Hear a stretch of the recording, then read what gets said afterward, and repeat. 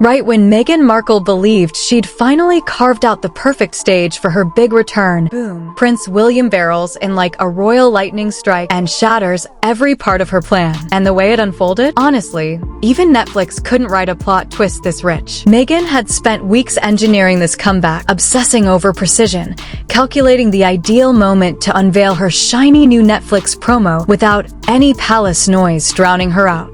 She wanted one calm, spotless day, where all eyes would lock solely on her cooking show. She thought the moment was hers. But then William, with timing so brutal it could make Hollywood strategists weep, made one simple move that completely erased her entire spotlight. This wasn't mild overshadowing. This was a full-scale demolition of her moment. And the whole thing detonated with a single television appearance. Or, I don't know who it is. Let's see.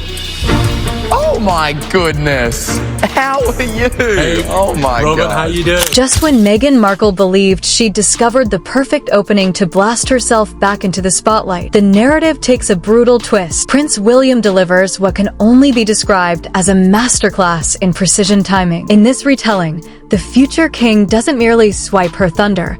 He vaporizes it with a single, flawlessly timed TV moment that leaves the former actress simmering with disbelief. Here's how the story unfolds. On the very day Meghan's team unveiled that muted, lukewarm Netflix promo, William suddenly appears. On Dancing with the Stars, the colossal American TV obsession watched by millions each week. And in this dramatized scenario, it's not some random cameo, it's a warm, heartfelt message for Robert Irwin, son of the legendary Steve Irwin, who couldn't attend the Earthshot Awards.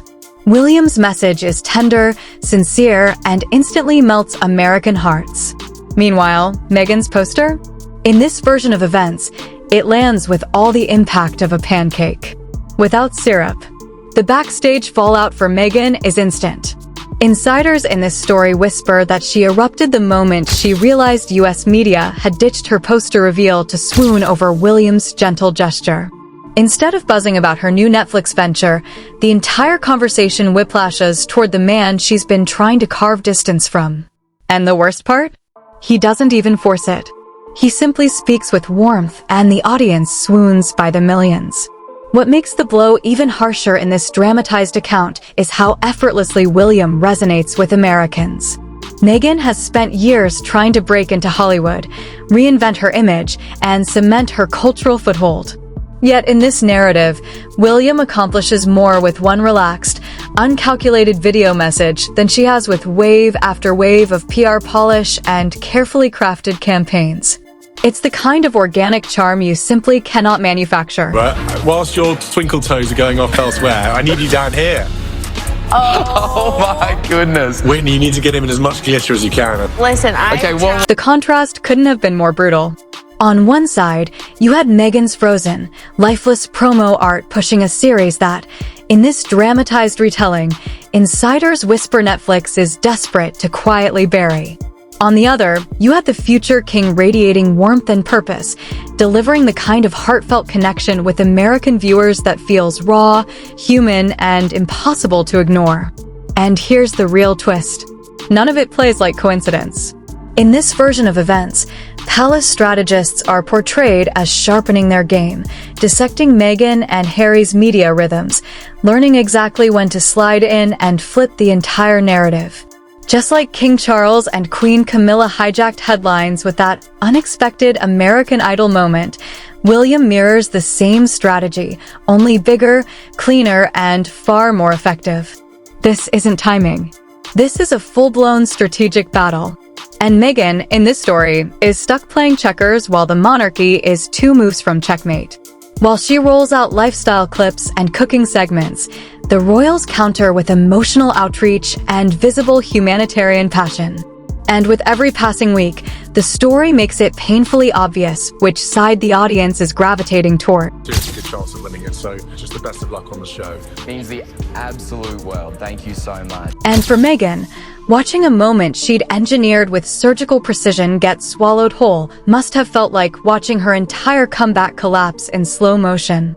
And honestly, in this dramatized retelling, that was only the first crack in her nightmare. Because then there's that Netflix poster, the one she had supposedly hung every ounce of hope on. It was meant to be her triumphant, I'm Still Here rebirth.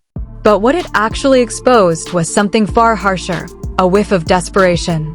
There she was, posed in a picture-perfect kitchen, trying to project warmth and approachability, yet everything about the image felt staged, manufactured, and painfully overstyled. Nothing about it resonated. Netflix, in this narrative, barely lifted a finger to push it.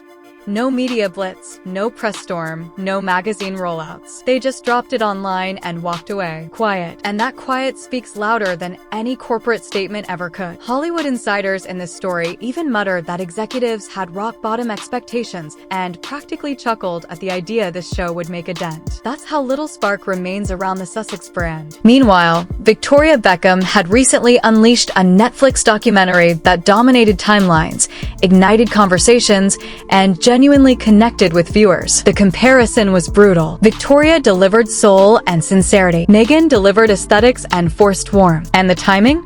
It made everything 10 times worse. Meghan had meticulously picked a low-noise day, hoping to soak up all the attention, only to be flattened by a heartfelt William moment on one of America's most adored shows. And then came the silence from Hollywood. No celebrity reposts, no famous friends cheering her on, no buzz, just the poster floating alone in the digital void, while the realization crept in that her Netflix partnership might be breathing its final breaths. And then there's William's move on Dancing with the Stars. This wasn't a casual appearance. It played like a masterclass. Reaching out to Robert Irwin, the son of a beloved American cultural icon, was pure narrative genius. Americans adore the Irwins. They worship that family's kindness, their energy, their heart. William's message felt so genuine and so human that even people who'd never cared about royalty suddenly found themselves rooting for him. And in this retelling, that's the one skill Meghan has never managed to truly crack. William didn't show up to sell anything. He wasn't pushing a brand or forcing an image. He was simply extending kindness, and Americans melted for it. Social feeds lit up with praise for his sincerity, his gentleness, and the quiet charisma he didn't even seem to realize he was displaying.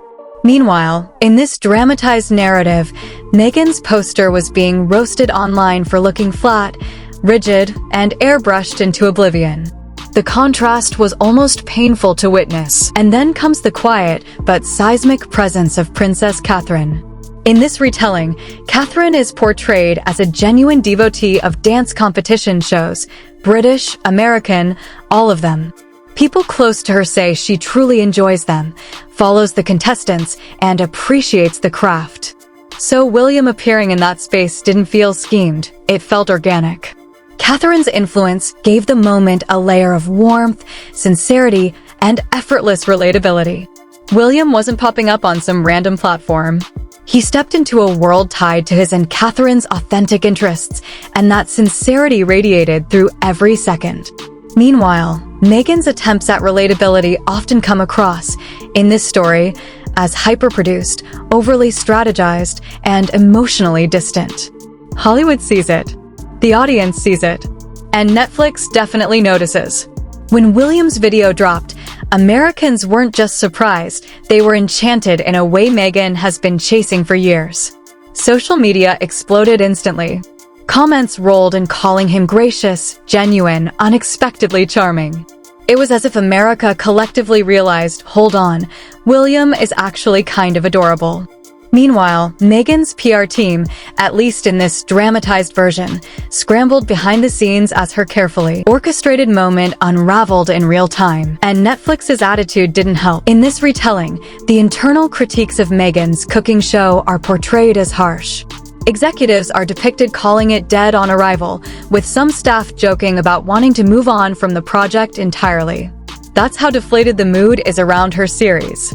And Netflix's Barely There promotion only intensified suspicions that the platform's enthusiasm has evaporated. Her rollout wasn't weak, it was non-existent. No glossy press packets. No magazine spotlights. No talk show circuits. No celebrity allies reposting her promotional material. Nothing. Just a poster tossed into the digital void, followed by crushing silence. And that silence was louder than any scathing review. Insiders in this dramatized account whisper that the production process was chaotic, with Meghan's vision shifting constantly.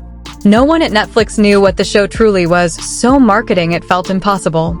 Compare that to Victoria Beckham, who swept in with a crystal-clear concept, executed it flawlessly, and left viewers hungry for more.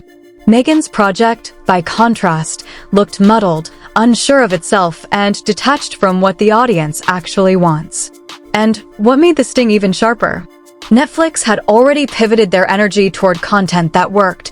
Victoria's hit documentary, rising prestige series, buzzy original films. Meghan's show, in this stylized retelling, felt like a contractual obligation rather than a passion project. Then there's Hollywood, the glittering empire Meghan once imagined would embrace her instantly. Instead, the industry watches her latest attempts with cautious distance. Her lack of deep, genuine connections became glaringly obvious when not a single big-name friend reposted her promo.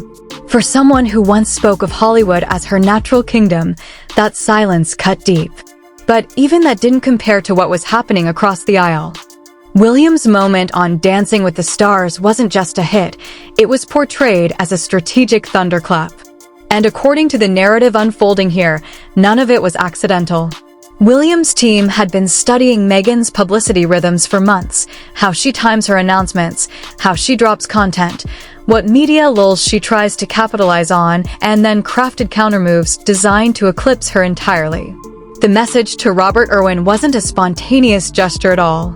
It was set up weeks beforehand, coordinated with producers, and timed for maximum impact. Maximum impact.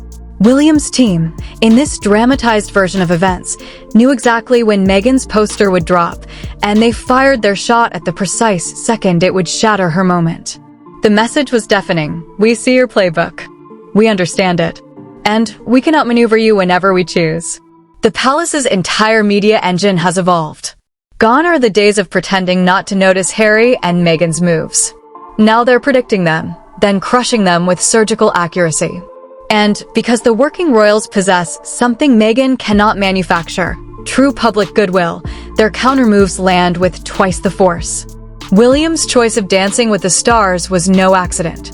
It hit the precise American audience Meghan has spent years trying to charm, the warm-hearted, middle American crowd that loves sincerity, family moments, and real humanity. Not reinventions, not rebrands, not glossy lifestyle packaging, but authenticity. And in this retelling, sources say Meghan's reaction was volcanic.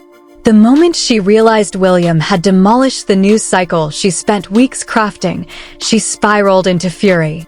She checked every major media site in a panic, refreshing over and over, watching her rankings sink beneath story after story praising William's heartfelt appearance. She reportedly hounded her PR team with frantic calls. How did nobody warn me? How did this blindside us? Why is he trending instead of me? Her mansion erupted into chaos. What made the blow unbearable was how effortless William's win seemed.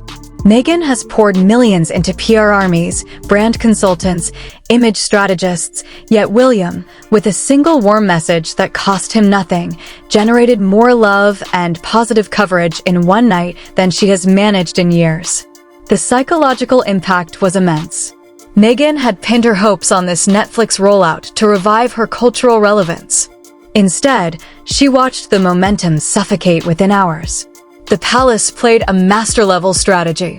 Meghan, in this story, brought a beginner's board. And the loss wasn't quiet, it was spectacular. But wait, enter Catherine, the silent heavyweight in the backdrop of this saga. Catherine's affection for dance competition shows is well known within royal circles. She genuinely watches them, enjoys them, understands their rhythm and charm. So William appearing on Dancing with the Stars didn't feel random. It felt rooted in something real, something tied to his wife's authentic interests. That truth added warmth. It added dimension. It added sincerity. It was not a grasp for headlines. It carried the glow of genuine connection. And for Meghan, who has long been unfavorably compared to Catherine, this was another sting. Catherine never forces anything. She's not loud. She doesn't perform.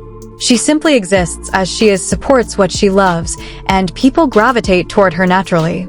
The monarchy's new strategy of leaning into authentic passions instead of staged PR theatrics is proving unbeatable. Which brings us back to King Charles and Queen Camilla's surprise American Idol cameo. That moment was a revelation. It proved the royals could engage with American pop culture gracefully, charmingly, without diluting their status, without trying too hard, without reeking of desperation. William clearly took notes from that success. The parallels are undeniable. The American Idol appearance eclipsed Harry and Meghan. The Dancing with the Stars moment eclipsed Meghan once again. These aren't coincidences. This is a deliberate, expertly coordinated new chapter in royal media strategy. And the message directed toward Meghan is razor sharp. You can't win this arena. We have sincerity. We have timing. And now we've mastered the playbook you've relied on. And there's more. The next part digs even deeper into Meghan's reliance on her royal identity and how it became the most bitter irony of this entire meltdown.